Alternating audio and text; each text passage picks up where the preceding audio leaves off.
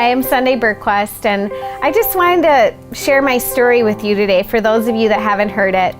It started on April 11th, 2012, which when I got up that morning was like any other April 11th. It was my son's birthday, my mom's birthday, my parents' anniversary actually.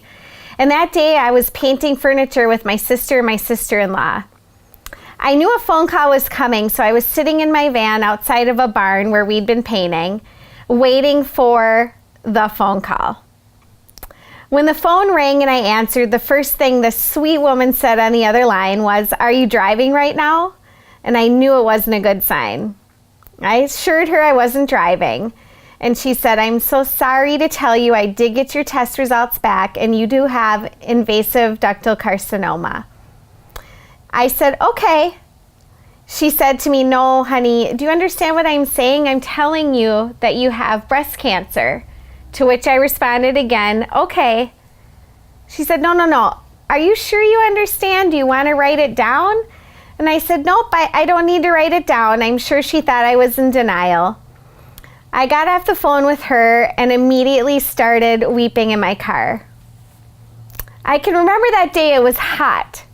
And I was smelling cows because I was parked outside of a barn.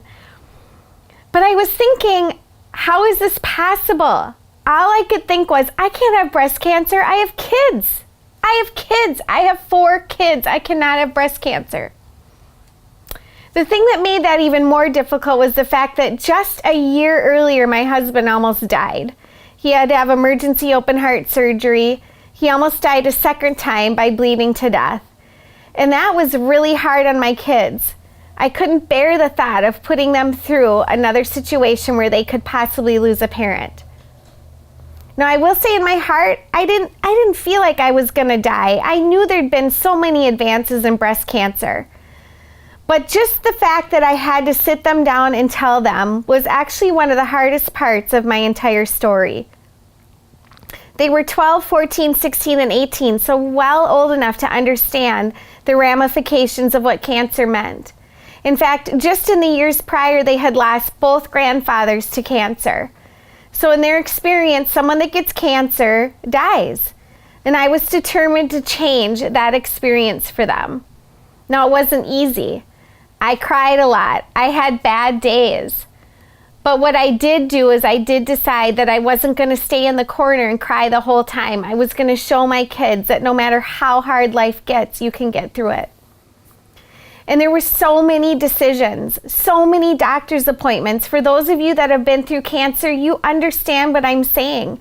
For me, I was completely unaware. I had no idea there was going to be so many appointments and so many decisions to make.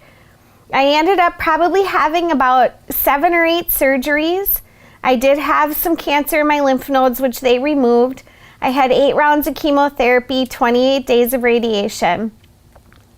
A year later, the doctor told me that I was cancer-free.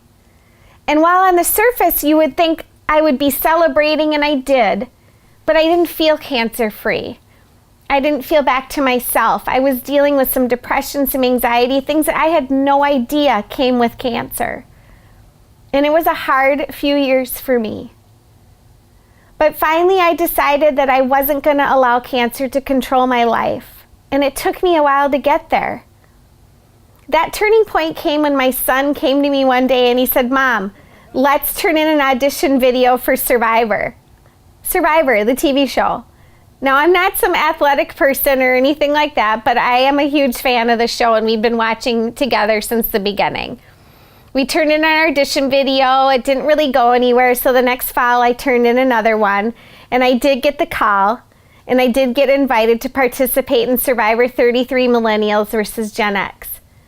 I know the breast cancer was part of what got me on that show. So what was so destructive in my life was now turning around to be something that was going to be positive in my life.